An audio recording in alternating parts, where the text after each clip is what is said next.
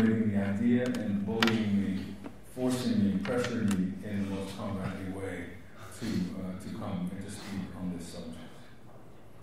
Et donc notamment remercier la revue Période, non seulement d'avoir organisé l'événement, mais d'avoir fait pression sur lui, de l'avoir littéralement forcé à venir, d'avoir eu l'idée, d'avoir défini l'idée autour de cette présentation. And I also want to quickly announce that people are very interested in the questions about Venezuela. There's an all-day Venezuela workshop tomorrow that I will be speaking. I'll be speaking at 9:30 in the morning, and it's a conversation about identities in Venezuela at 9:30 at the Sahel and the Sciences Po. Voilà, donc petite annonce également, demain toute la journée, en commençant par une intervention de George demain matin, il y a une journée d'études sur les identités au Venezuela,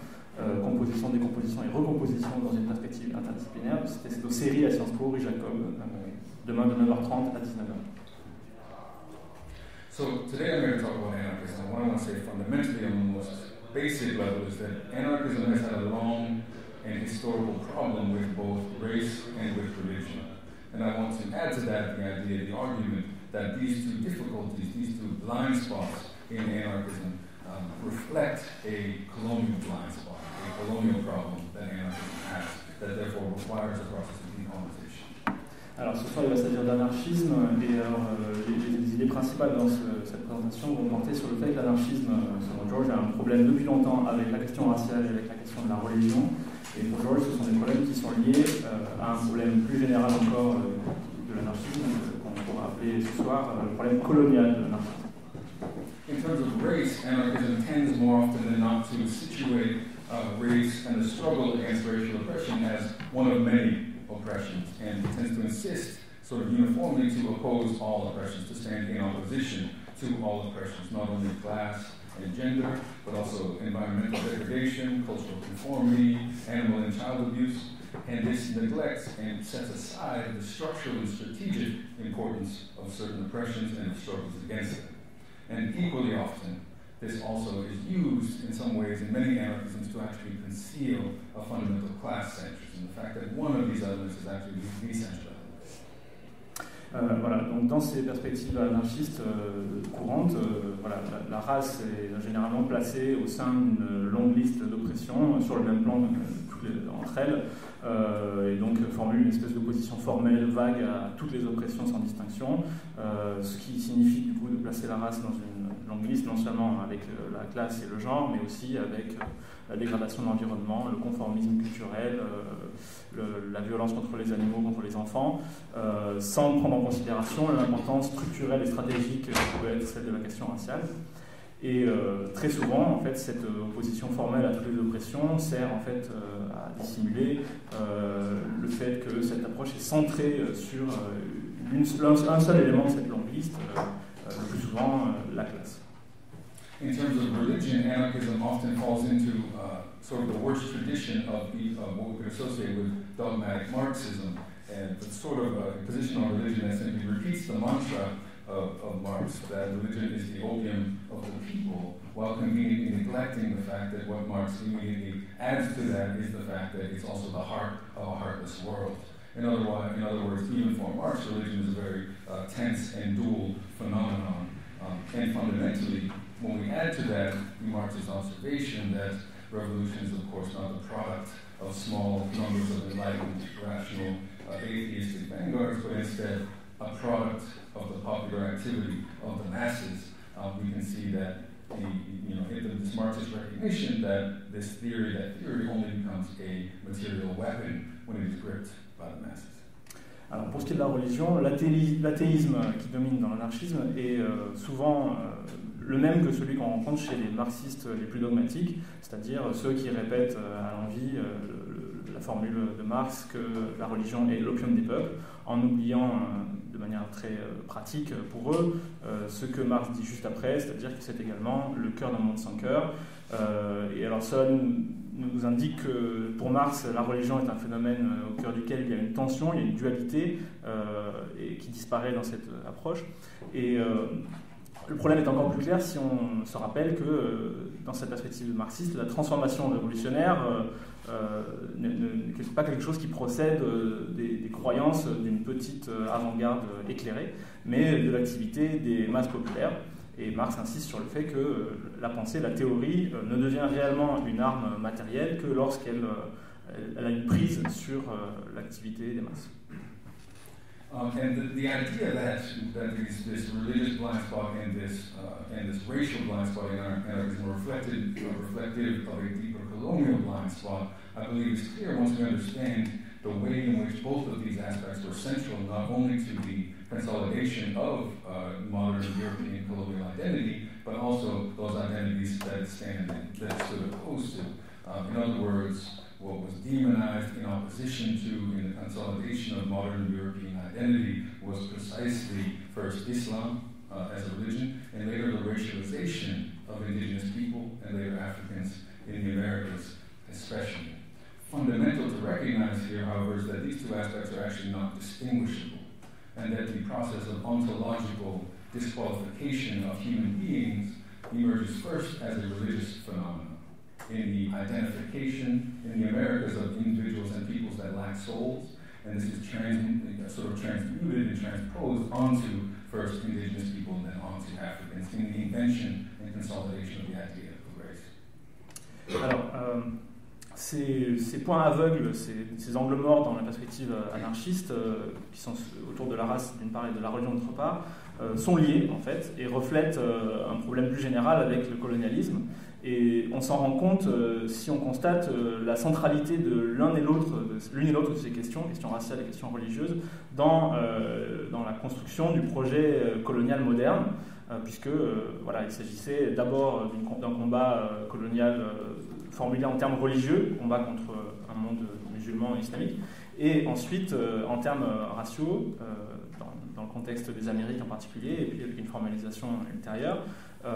Il faut bien voir que les deux sont en fin de compte inséparables. On ne peut pas distinguer la question religieuse et la question raciale dès lors qu'on les voit dans cette perspective-là. Il y a vraiment un enchaînement entre ce qu'on peut appeler la disqualification de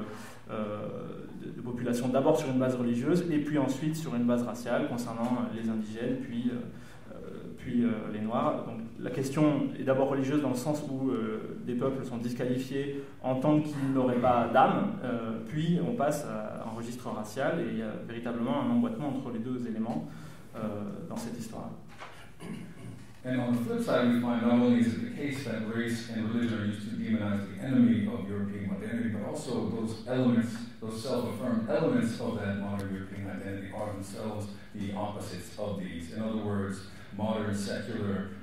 rationality as the identifying characteristic of what it means to be European, and also whiteness not as another race among others, but as the sort of universal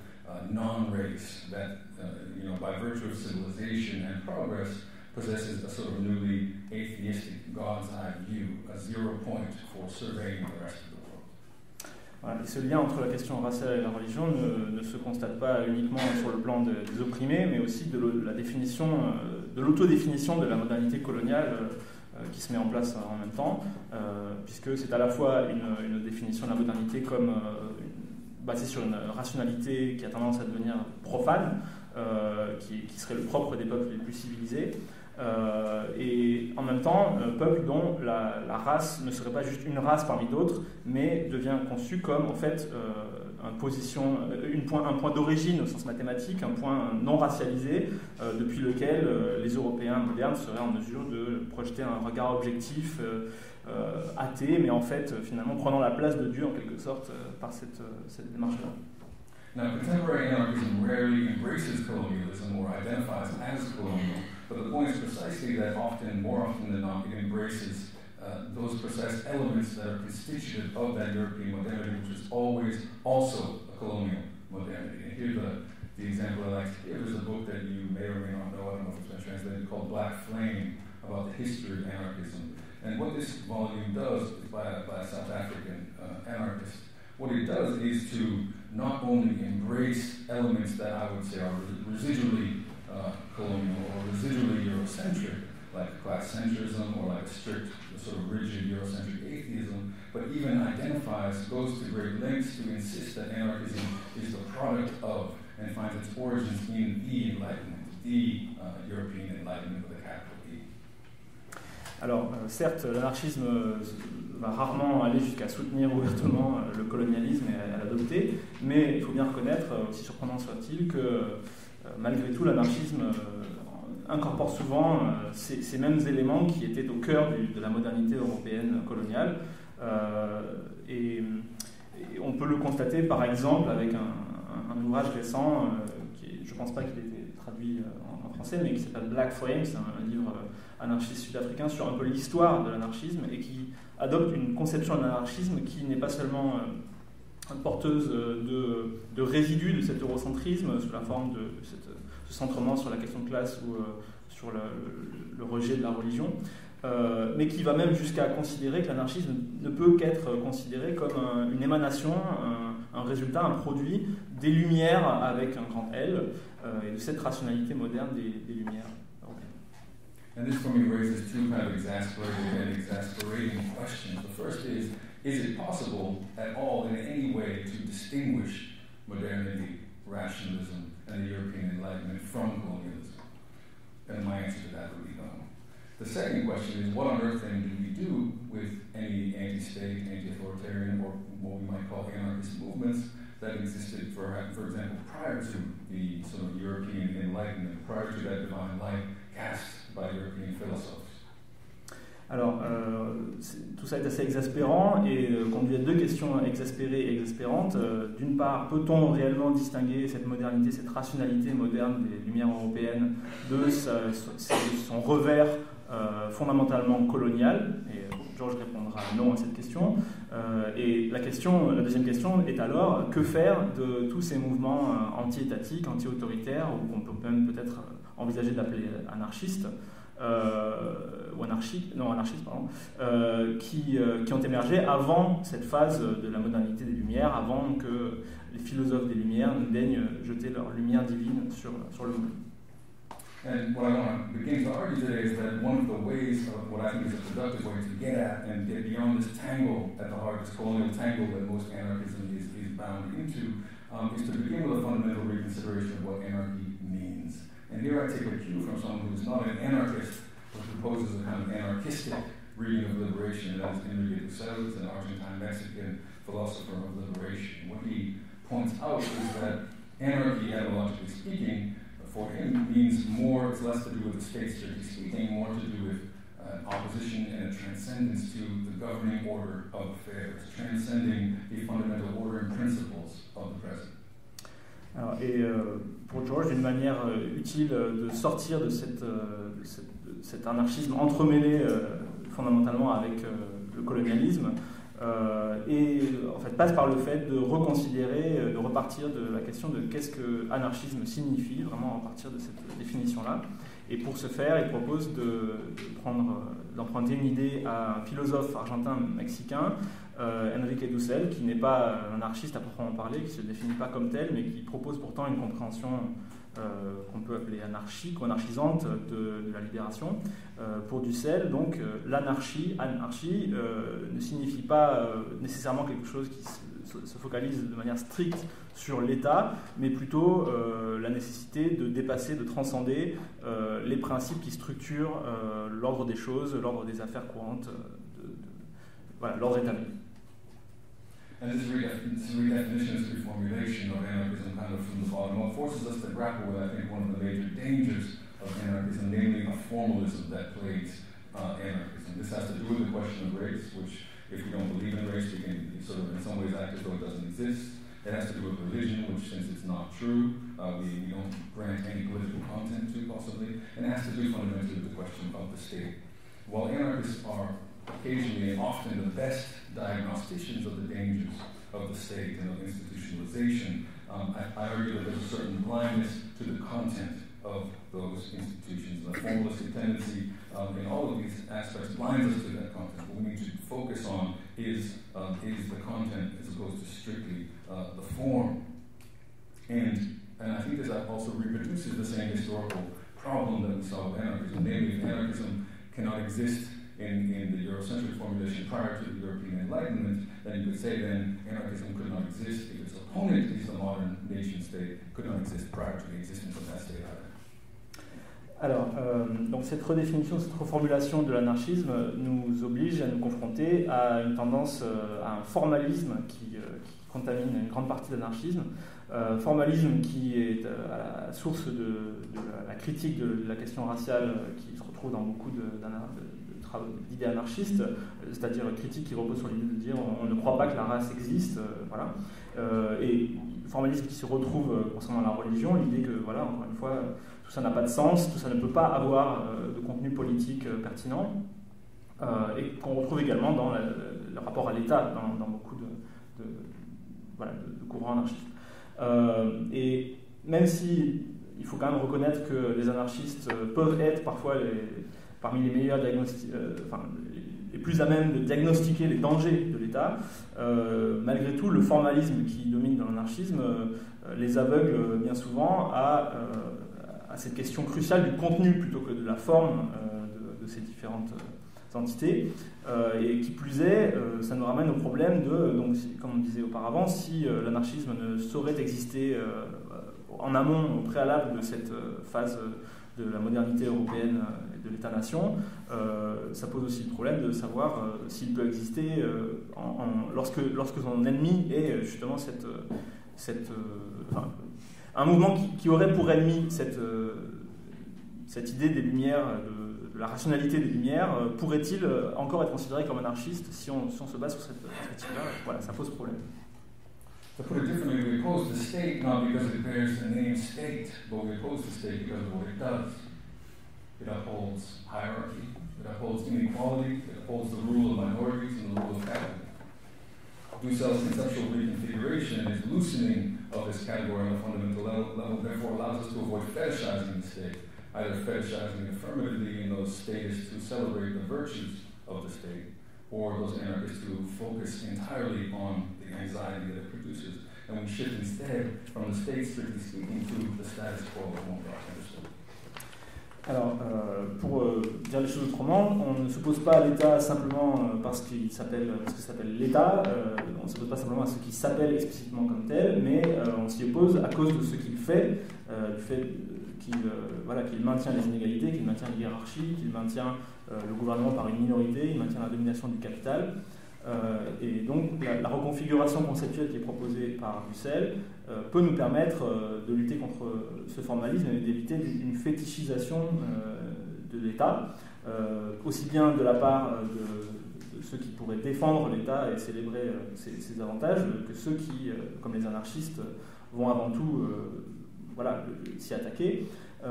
Et avec cette reconfiguration conceptuelle, il s'agit en fin de compte d'opérer un déplacement et de passer de la question de l'État à la question du statu quo.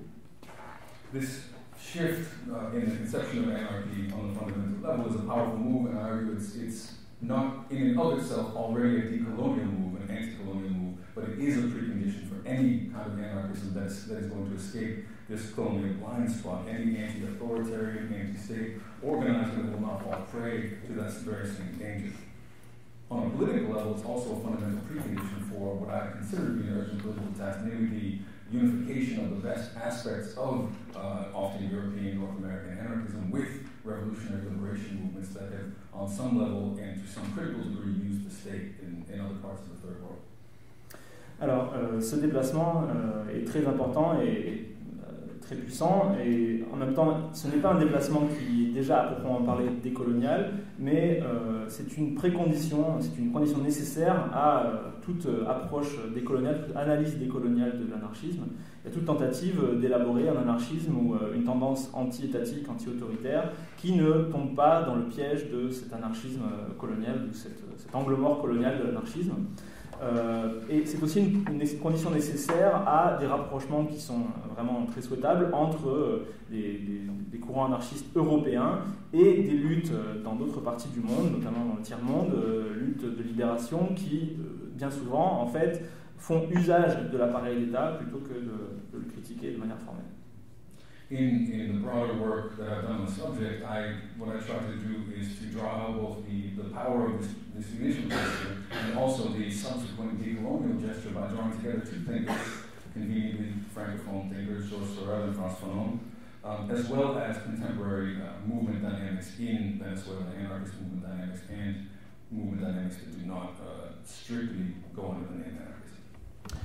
Dans son travail en général, Georges essaie de montrer l'importance de ce déplacement proposé par Dussel et puis de l'étape suivante qui est vraiment l'analyse décoloniale à proprement parler, notamment en s'appuyant sur à la fois des théories et des pratiques qui sont anti-étatiques sans être nécessairement strictement anarchistes. D'abord la pensée de Georges Sorel et de Frantz Fanon, mais aussi une série de mouvements militants contemporains au Venezuela, mouvements, je le répète, qui ne sont pas nécessairement anarchistes dans leur nom et dans leur autodéfinition, mais qui, malgré tout, ont cette dimension anti-étatique importante. Sorel, who was heavily maligned and even a forbidden figure in this land of yours, I believe, was someone who never really identified as an anarchist, but who nevertheless recognized the fundamental contribution of anarchists, who he saw as having injected into the syndicalist movement a radical opposition to, a hostility to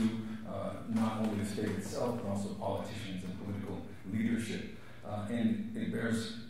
insisting that the fundamental distinction that drives Georges Sorel's class struggle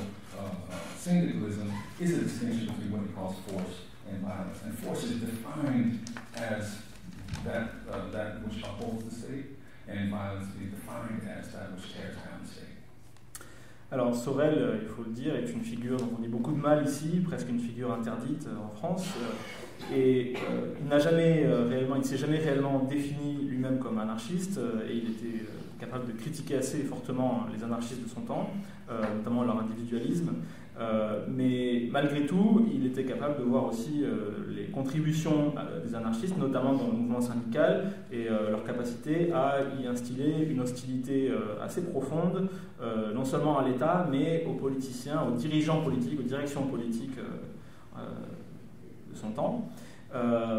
Et au cœur de la théorie de Sorel, on trouve une distinction fondatrice entre la force et la violence. La force définie comme ce qui maintient l'État, ce qui lui permet de se maintenir, alors que la violence est définie comme ce qui, au contraire, s'y attaque et vise à le détruire. We cannot move, however, from Sorel to Fanon, strictly speaking, from class struggle syndicalism to national liberation revolutions, without breaking with this formalism that I argue binds much of anarchism, in part because Fanon himself is not strictly concerned with opposing the state, but instead with what he would understand to be the ontological apartheid of the world, the division between being and non-being that finds its best and most powerful expression in race. Alors, par contre, c'est au moment du passage de Sorel à Fanon que vraiment on ne peut pas faire autrement que d'abandonner ce formalisme sur la question de l'État, puisque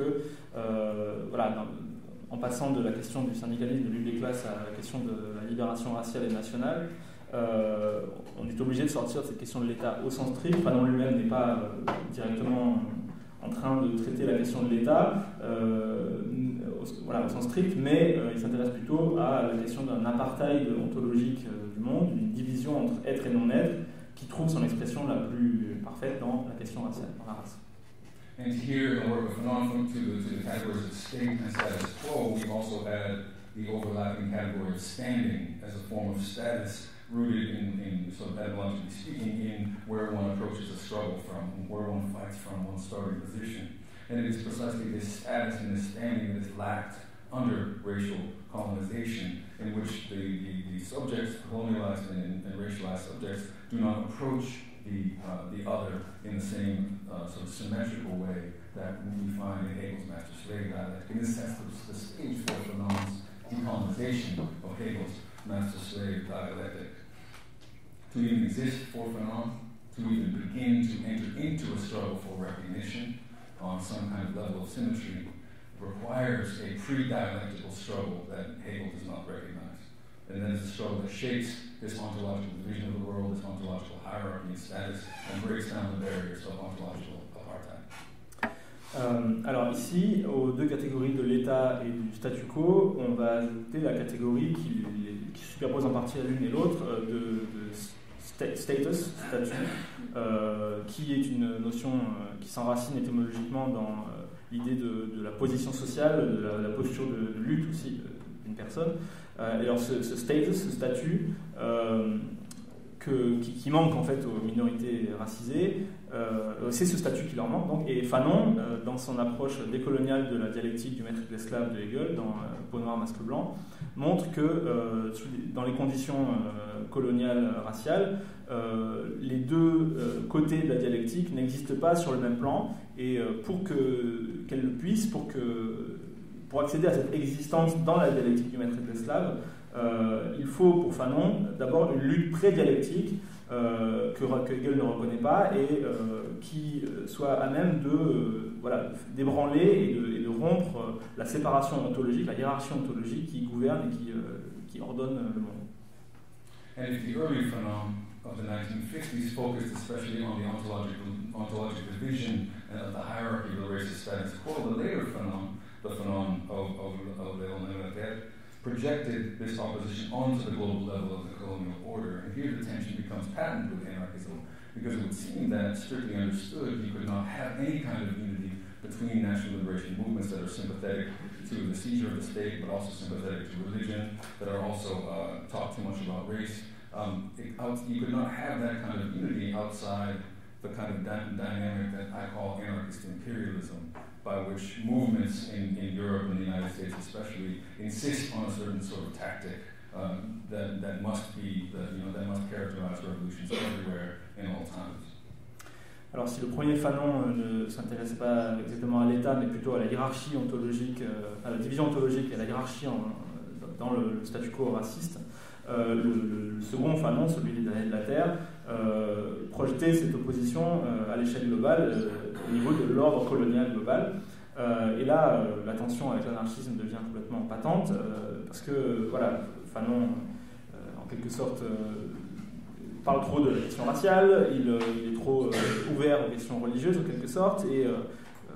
il parle même de saisir l'État, etc. Et à partir de là, on voit bien qu'il n'y a pas d'unité possible entre l'anarchisme et des mouvements de libération qui ont cette approche de la race, qui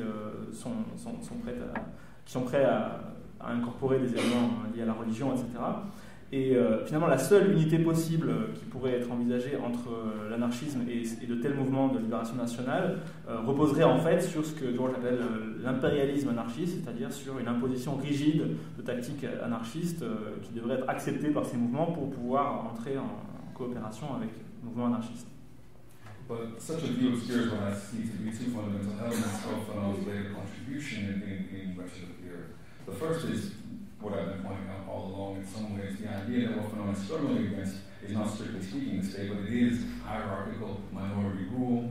and it is racialized division of the world, the ontological status of human inequality. And whether or not the state in a specific moment or in a specific place at a specific time assists in that struggle or opposes that struggle is really fundamentally the question. Secondly, however, it also facilitates a sort of smear in which all national liberation movements are presumed to be sort of unifying, singular, are presumed to be statist, are presumed to be,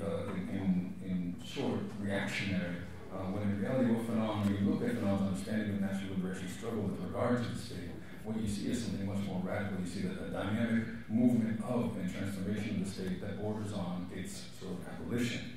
If we're opposed, I would argue, to inequality and hierarchy, and especially with the most brutal forms of inequality and hierarchy that are inscribed and etched into the skin and the geography of the world, then we are obligated to seek out this practical unity with the best elements of third world revolutionary struggle. Alors, ce point de vue d'impérialisme anarchiste dissimule, et peut-être même volontairement, deux éléments essentiels de la perspective révolutionnaire de Fanon. D'une part, le fait que pour lui, le but fondamental n'est pas exactement la destruction de l'État, mais plutôt celle de l'inégalité, de l'hierarchie, du gouvernement par une minorité, de la domination par une minorité. Et la question, à ce moment-là, devient plutôt non pas de s'opposer à l'État en tant que tel, mais de savoir quel est le rôle de l'État. Est-ce qu'en tant qu'institution spécifique, il porte assistance ou au contraire, il fait obstacle à cette lutte. Et d'autre part, il y a aussi un deuxième point qui est obscurci, qui consiste en fait à à ne pas voir les mouvements de libération nationale autrement que comme monolithiques, totalement unifiés, sans pluralisme, sans pluralité, plutôt sans pluralité à l'intérieur de ces mouvements, tout à fait inféodés à l'État. Et voilà, donc finalement, comme fondamentalement réactionnaire et de manière irrécupérable en quelque sorte. Alors que l'analyse de Fanon sur ces questions-là est beaucoup plus nuancée et dynamique, radicalement dynamique. Et certes, elle ne pose pas exactement la question en termes de destruction et d'abolition de l'État, mais malgré tout, elle pose celle de sa reconfiguration radicale. Et si on cherche réellement à s'opposer à l'inégalité et à la hiérarchie, y compris à ces inégalités particulièrement brutales qui sont celles qui s'inscrivent dans la peau et dans la géographie du monde, nous sommes obligés de chercher cette unité pratique avec les luttes du tiers-monde. And finally, I want to just turn briefly to contemporary Venezuela to identify, and there's a lot to say, of course, about what's going on in contemporary Venezuela, but what I want to identify both the limitations of a certain kind of still colonial, still Eurocentric anarchism, the way it plays out in Venezuela, as well as the flip side of that, the potential, the radical potential for what I might call decolonized anarchism, even if the movements that I'm describing often would not even embrace the name. Alors, maintenant, pour terminer, on va passer au Venezuela d'aujourd'hui comme une sorte de prisme pour voir un peu les dangers d'un anarchisme colonial qui aurait donc ces points aveugles dont on a parlé, d'un anarchisme eurocentriste, et en même temps pour montrer tout le potentiel d'un anarchisme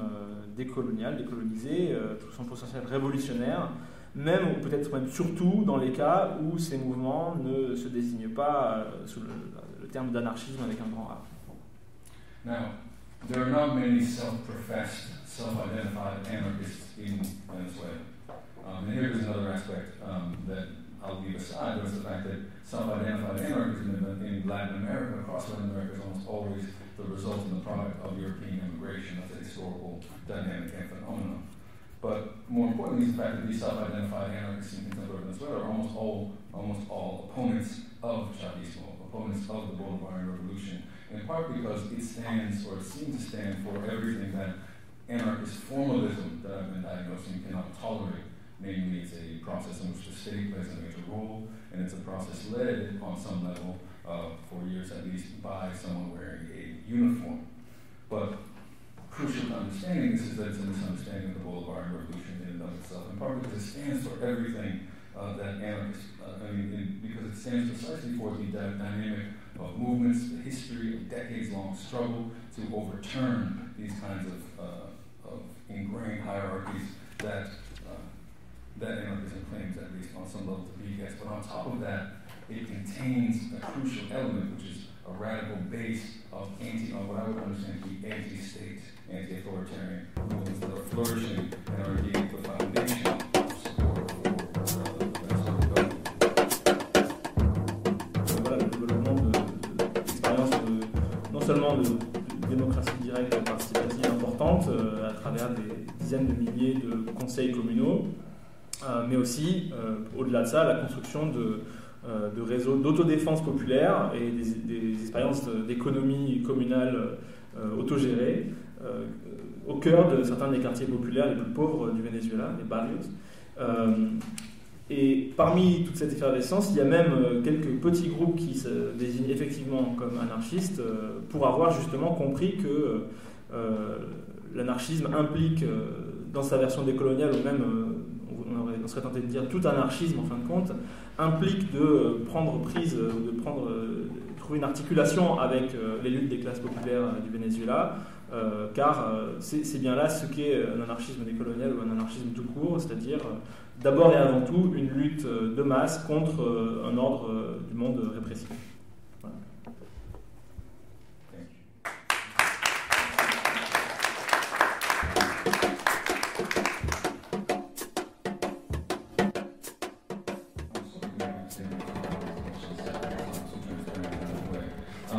But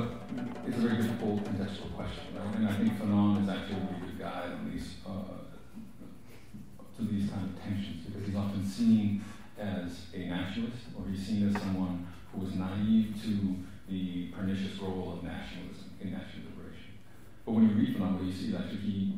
recognized all these dangers, he knew they were coming, and he sought to fight against them. And in some ways, I think one of the worst things that can be done is to abandon struggles to their worst elements. And I think, here the question of Gaza, of course, is a crucial one. And it is a fine line because we don't, of course, we're not dictating the way that a struggle should occur in Gaza, but at the same time, we do want to form alliances and press movements and strengthen movements that, that push in certain directions. So there's this kind of tense line that needs to be walked. Donc George est très content des questions, il va y répondre un petit peu ensemble en fin de compte. Il a particulièrement apprécié la première question sur la question de est-ce que ces alliances sont durables, sont soutenables, et pour lui la réponse ne peut être que très difficile d'une part et très contextuelle, il y a différentes situations. Et pour George, Fanon en fait est un très bon guide pour ça. Souvent on le présente comme nationaliste, comme naïf vis-à-vis de la question de la montée du nationalisme, mais si on lit Fanon, en réalité on constate que c'est plutôt qu'il a été capable de reconnaître la montée de ces phénomènes, de les prendre au sérieux et de lutter contre leurs aspects problématiques. Et alors l'idée derrière tout ça, c'est qu'il ne faut surtout pas se trouver en position d'abandonner les luttes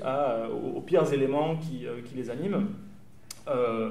Alors dans cette discussion, l'exemple de Gaza est effectivement particulièrement intéressant et important, dans la mesure où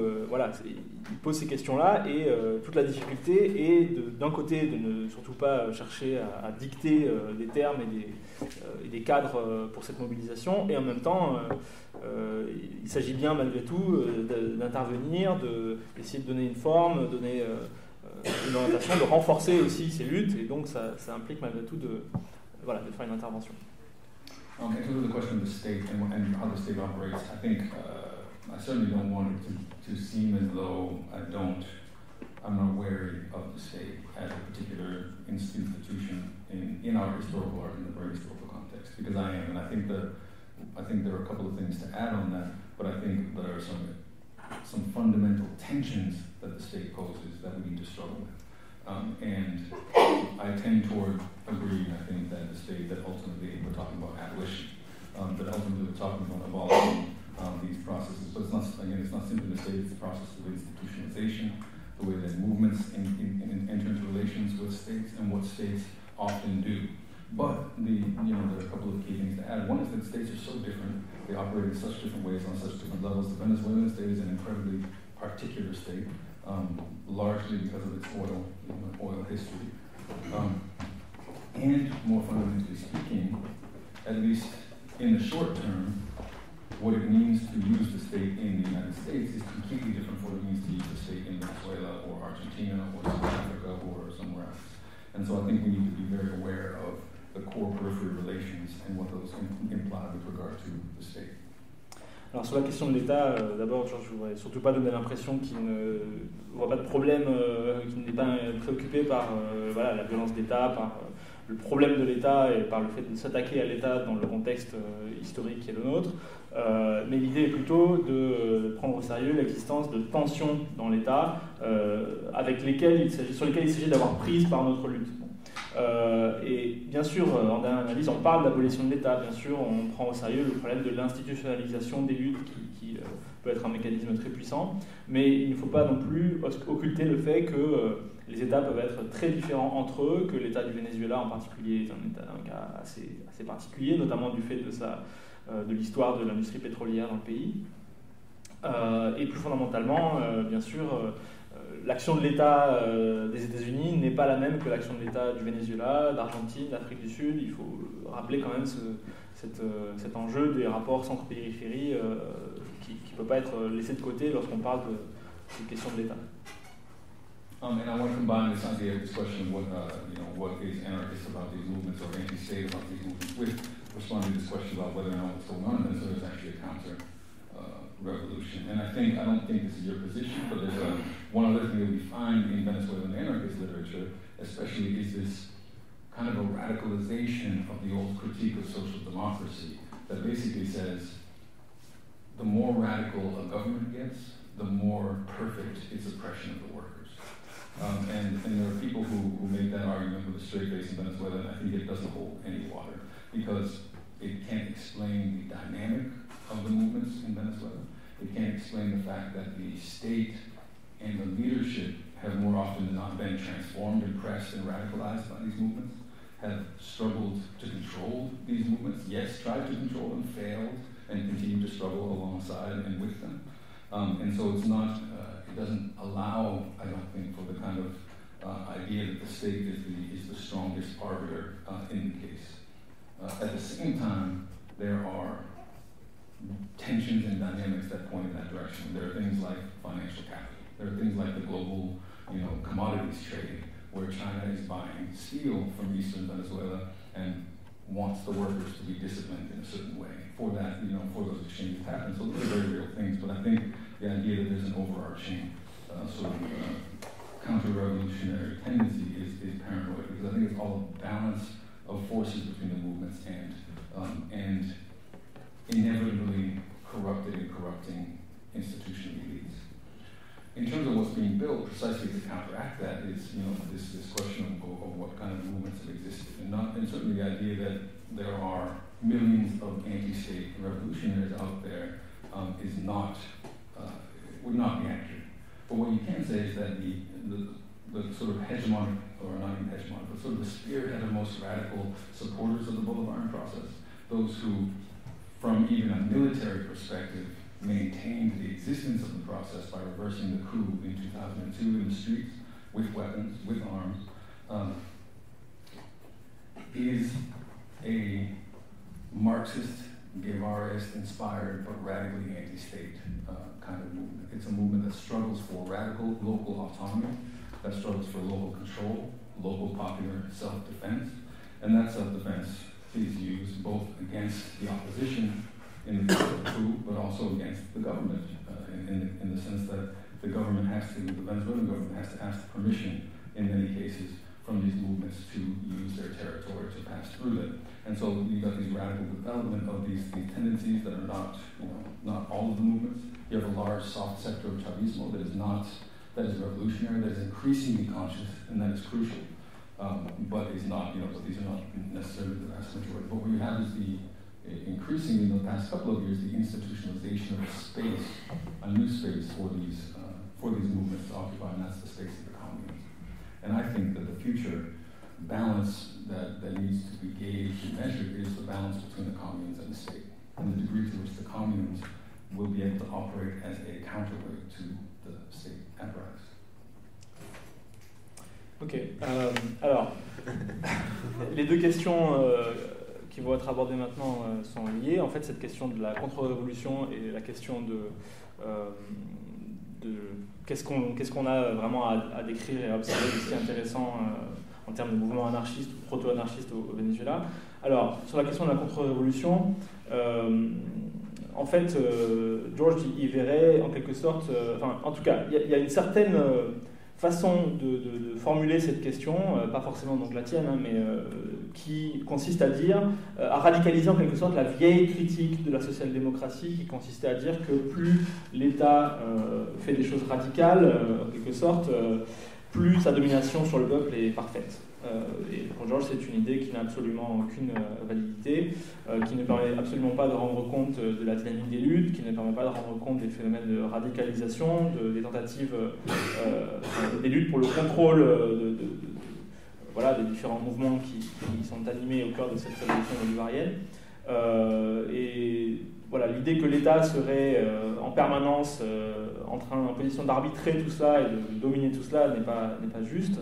Il y a des tensions très importantes, bien sûr, dans le processus, il ne s'agirait pas non plus de le nier. Il y a la question du capital financier, il y a la question, par exemple, de l'influence potentielle de la Chine, qui maintenant est acheteuse de beaucoup d'acier produit au Venezuela et qui pourrait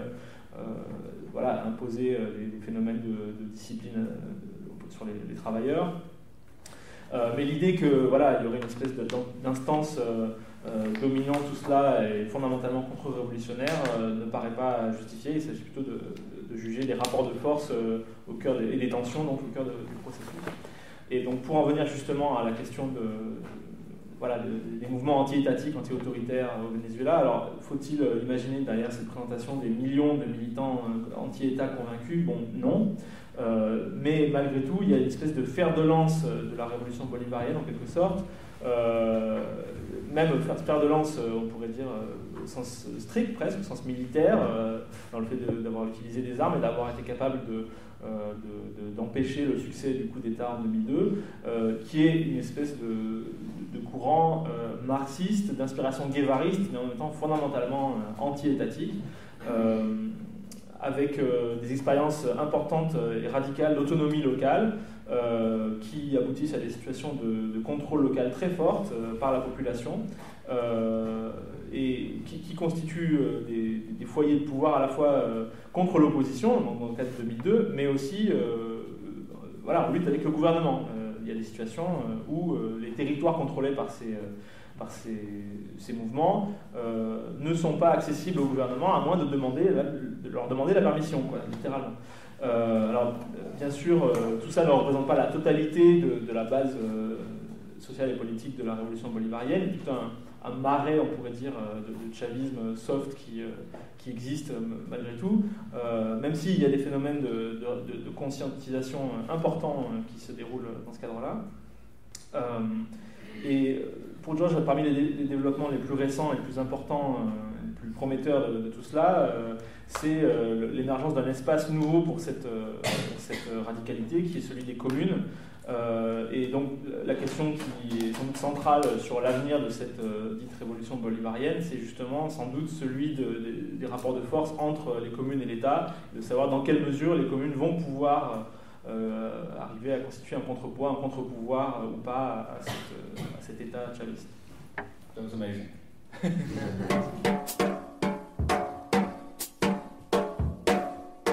Specific direct connections with the Zapatistas, I think, are very few. But indirect connections between revolutionaries who have organized and continue to organize in Venezuela and who have been in contact with movements in Mexico, I think, are fundamental and have been going on for a long time. Although I will say, I don't think it's a question of, to put it this way, one of the barriers to that relationship, I think, was the way that Zapatismo was projected internationally as a movement that didn't want power, as an anti-power movement by thinkers like John Holloway. And I think that prevented many Venezuelans from looking to the Zapatista experience. And I think at the same time, Venezuelans were developing their own histories and trajectories of popular autonomy that I think run in parallel, but are not necessarily influenced in a direct way by the Zapatista experience. Okay. Donc, pour George, il n'y a pas forcément beaucoup de connexions directes entre les zapatistes et les courants radicaux de la révolution bolivarienne, mais pour ce qui est de l'existence de connexions indirectes entre révolutionnaires, etc., pour George, ce sont des liens fondamentaux, des liens qui sont assez anciens, en fait, mais pas forcément sous la forme de connexions immédiates entre structures militantes. Et l'un des obstacles à ça, en fait, probablement, a à voir avec la façon dont le zapatisme s'est projeté au niveau international comme un mouvement anti-pouvoir, comme l'idée de lutter sans prendre le pouvoir, la référence à Holloway, etc. Et probablement que ça a empêché beaucoup de Vénézuéliens dans le contexte de la révolution bolivarienne de se reconnaître dans le zapatisme, de vraiment tisser des liens. Et en quelque sorte, les expériences locales, de pouvoir local zapatiste, à bien des égards, ont pu suivre des voies parallèles en fait, à ce qui se passe au Venezuela, mais sans forcément entrer en connexion directe. On the question of religion actually ties in very well with the decolonial question. The history of the way that religion has played a big role. I mean, the first thing to say is that if we're talking about anarchism and decolonization and secularism, there's a stunning trend of third world Marxists being more religious or more open to religion than so-called first world or Soviet Marxists. And I think there's structural reasons for that. In Latin America, the structural reasons have to do with the influence of the church, the influence of liberation theology, which is a major influence throughout the region. In Venezuela, the church itself is not as overbearing and powerful as in other countries, but in the 70s facilitated the development of local circles of popular participation, which were important predecessors to popular participation movements today. Alongside alongside this, however, you have the development and deepening and increasing celebration of of popular, local, indigenous religious movements. A whole series of movements that mix and blend Catholicism with indigenous faiths, and especially one that people maybe have heard of, but it's very important in Venezuela, called the cult of Maria Leonza, which is a cult. She's a cult figure in the central west of Venezuela who has a really surprising and amazing importance for a great deal of political thinkers. I'll go with the second part. Maria Leonza. Maria Leonza. Alors, les questions de la religion et la question des coloniales sont en fait très liées, c'est intéressant. Et alors, ce qu'il faut reconnaître dans cette problématique, et qui est difficile à reconnaître pour beaucoup de mouvements anarchistes laïques, etc., et athées, c'est le fait qu'il y a une situation qu'on peut constater, qui est qu'il y a une abondance de marxistes du tiers-monde qui donne une importance plus grande à la religion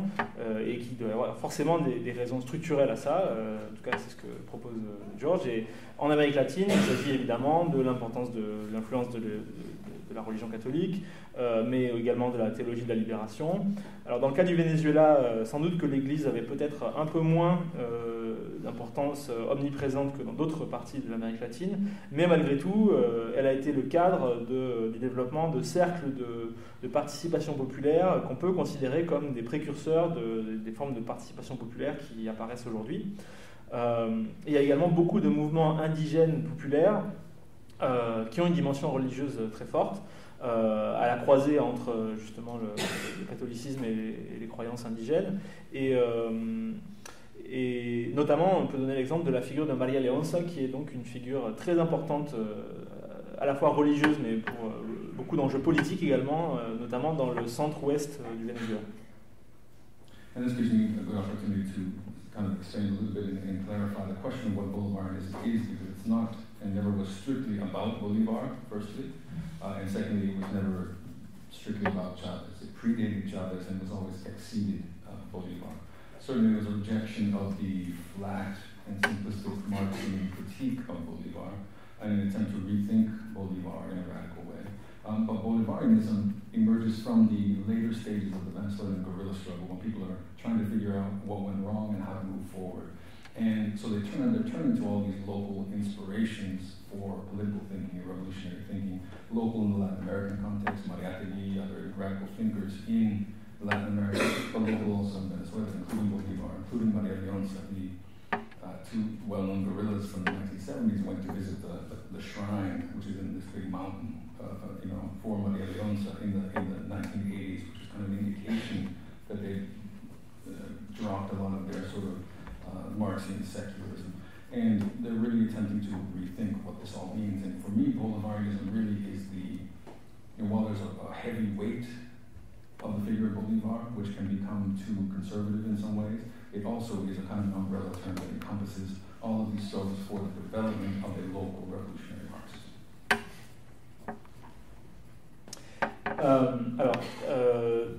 Pour poursuivre sur cette question, il faut aborder la question de ce que c'est que ce qu'il y a de bolivarien dans la révolution bolivarienne, et il faut clarifier tout de suite le fait que ça n'a pas forcément directement à voir avec Bolivar, et que ce n'est pas non plus quelque chose qu'on peut réduire à la figure de Chavez, comme c'est trop souvent fait. C'est un phénomène qui précède Chavez et qui déborde largement les enjeux de la figure de Bolivar au sens strict. C'est un mouvement dont on peut trouver les origines dans une sorte de rejet de la critique marxiste un peu plate et formelle de Bolivar, pour essayer de repenser les apports éventuels qui pourraient être sauvés. C'est un phénomène qui apparaît un peu dans la phase descendante de la lutte armée au Venezuela, où les cadres se demandent ce qui n'a pas marché, qu'est-ce qui a fait que ça a été finalement un échec, et qui cherchent de nouvelles sources à leur lutte, notamment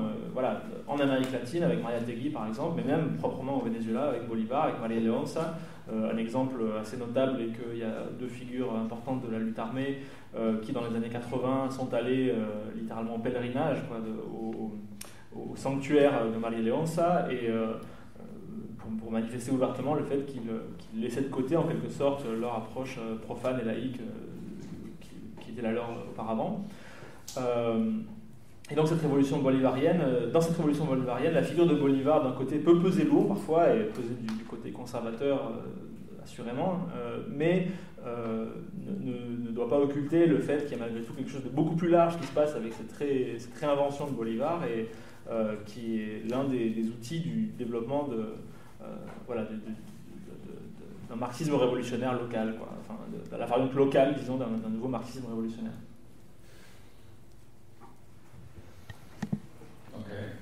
Plenty going here. Firstly, if I understand the question about the actual concrete role of the communes against the state,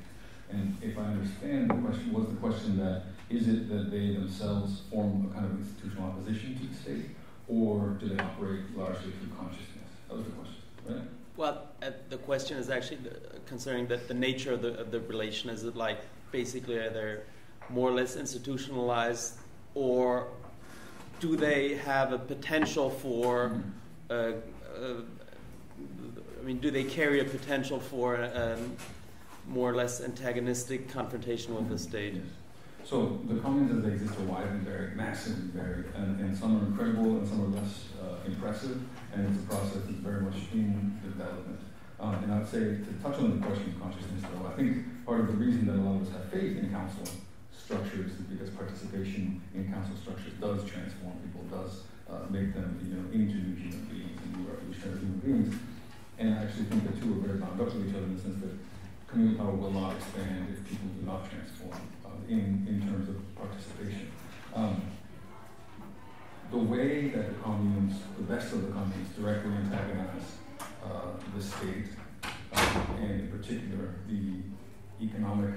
the relationship between certain economic interests in the state is by taking over production,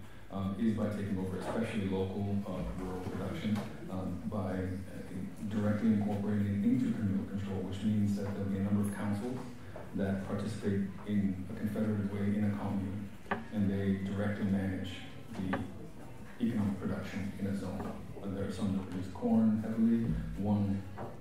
state nationalized beer factory from Brazil was taken over and was just handed over to a commune, so the commune will actually directly manage the functioning of that. So it's largely economic, it's also though political in providing a counterweight and a space for the most radical elements of Chavismo to participate. And I'm going to continue with the localism part. Alors, c'est la première partie d'une réponse. Sur le rôle, sur les rapports entre les communes et l'État, donc il y a eu une petite discussion pour redéfinir clairement la question, mais finalement cette question de est-ce que ce sont des processus finalement institutionnalisés ou avec un potentiel pour un antagonisme direct avec l'État. Alors, Georges commence par insister sur la diversité du phénomène, sur le fait qu'il y a des expériences très encourageantes, d'autres moins importantes, et puis que c'est un processus vraiment en cours, récent, etc. Et en même temps, insister sur le fait que s'il y a le moindre intérêt à trouver à ces structures-là, c'est effectivement dans la mesure où elles seraient susceptibles de produire une accumulation de pouvoir, de conscience, à produire des révolutionnaires. Et effectivement, ce processus des communes ne va pas s'étendre s'il ne parvient pas à produire ce type de résultat là où il existe. Et alors, parmi les meilleures expériences de ces communes, certaines, oui, peuvent entrer en antagonisme direct avec l'État, principalement par le moyen de prendre le contrôle de la production, essentiellement le contrôle de la production rurale locale, et en incorporant directement dans le contrôle de la commune. Alors, la structure en général est sous forme de conseils qui sont confédérés dans une commune et qui gèrent directement la production. Alors, souvent, c'est de la production... dans un cas, c'est la production intense de maïs. Dans un autre cas, il y a une entreprise brésilienne de producteurs de bière, une usine qui a été donnée au contrôle, le contrôle a été pris par la commune. Et voilà, il y a une certaine radicalité dans ces expériences-là de prise de contrôle de la production. The predecessor institutions to the communal councils was the spontaneous emergence of what were called barrio assemblies in late Bolivarian circles after Chavez came to power, but barrio assemblies in the late 80s, early 90s. And there was a critique of those assemblies at a certain point by revolutionary militants of the armed struggle, some very important militants who were involved in the coup of 1992 by Chavez, who said essentially, the development of these horizontal institutions, these local institutions, is fundamental, but it's become a weakness because they remain dispersed, and they need to unify. I think that critique applies today to the communal councils, which there are 40,000 communal councils in Venezuela, but they can't consolidate as a counterforce in this dispersed setting on a purely local level. They do, and to a surprisingly sort of unrecognized degree, govern locally a whole number of areas. But as a counterforce, they require a sort of higher level of integration, and that's actually precisely what the communes are trying to do. It's a sort of beginning of a confederated structure that can build, according to the proponents, a different state alongside the existing state, at which point we enter into a situation of dual power between the two that would have to be resolved at some point. Alors, à l'origine ou aux origines de ces expériences, on peut notamment remarquer le développement des assemblées de quartier de barrios dans la fin des années 80 et dans les années 90, et expériences qui ont été critiquées notamment par des révolutionnaires importants qui avaient notamment participé au coup d'État tenté par Chavez en 92, et qui avaient reconnu leur caractère fondamental, mais en même temps constaté qu'ils avaient des faiblesses importantes, notamment dans leur dispersion et leur incapacité à produire une unité au bout du compte. Et c'est un problème, c'est une critique qu'on peut tout à fait adresser au Conseil des communes aujourd'hui. Il y en a plus de 40 000, mais dans une grande dispersion. Et à l'échelle locale, on peut affirmer que ce sont réellement ces conseils qui gouvernent, mais le fait de se constituer comme une force à l'encontre de la force de l'État, une force unifiée, ne semble pas possible. Et les communes essaient de construire une structure confédérée, mais pour justement essayer de construire un autre État qui pourrait entrer dans une situation de double pouvoir, etc. Mais c'est encore quelque chose qui est en cours. To the questions of, kind of the questions about anarchism, about oversimplifying anarchism, using certain labels, about imposing certain sort of categories on people, I think I largely agree, actually. I can completely agree. I think this is not meant to be an attack on anarchism. It's actually meant to be a sort of comradely push on a certain kind of anarchism. Someone who has been a cadre in an organization which is half communist, half anarchist, and this is always working constantly with anarchism. But I will say, and I agree that if we take the very simple understanding of anarchism and project it, this idea of no command, I might go for that, but as understood as a horizon for struggle, instead of being understood as a tactical recommendation in the present. Precisely because I think the requirements and the requisites of struggle are very complex and require that we do a whole bunch of things that maybe individuals won't come together and do. And I will add that I'm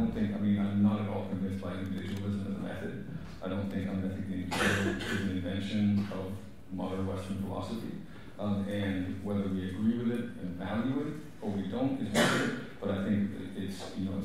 certainly not convincing to me as a basis for social change, as opposed to things like groups, families, classes, movements. And I think precisely the point is to think between anarchism and communism, actually to move beyond this distinction, because I think it's a fundamentally flawed distinction. And I think as Etienne Balibar put it once, the most interesting part of Marxism and the most relevant is the idea of a state that can operate as a non-state. Alors sur l'idée de ne pas imposer des catégories, de ne pas regrouper tout l'anarchisme dans un même sac, etc., je pense qu'il n'y a pas vraiment de désaccord là-dessus, qu'il ne voulait surtout pas que son intervention apparaisse comme une critique de l'anarchisme en général, mais plutôt comme une espèce de tentative de pousser en toute camaraderie, en toute solidarité les anarchistes hors de certaines ornières. Il a appartenu à une organisation à la fois communiste et anarchiste, et c'est dans ce sens-là qu'il se situe. En même temps, sur l'idée de l'anarchisme comme reposant sur une idée simple de refus de tout commandement, etc., je verrais ça plutôt comme un horizon de la lutte que comme une exigence tactique pour le présent. L'idée de l'individualisme ne le convainc pas du tout. Pour lui, c'est du même ordre que la critique de la philosophie moderne occidentale. Ce n'est pas une base valide pour le changement radical de la société, le changement radical tout court. Au contraire, les groupes, les classes, les mouvements, etc. sont ces bases de la transformation radicale des choses. Et finalement, ce qui est le plus intéressant peut-être dans le marxisme, c'est cette idée de l'État qui peut fonctionner comme un non-État.